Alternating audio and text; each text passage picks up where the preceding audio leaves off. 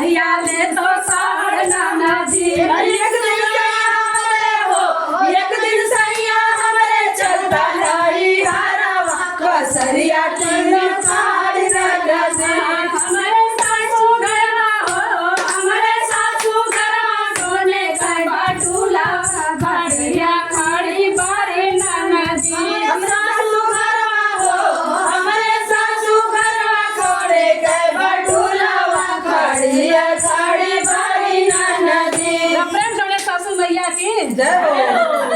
बड़ा सुंदर है भौजी। बंद करना रीता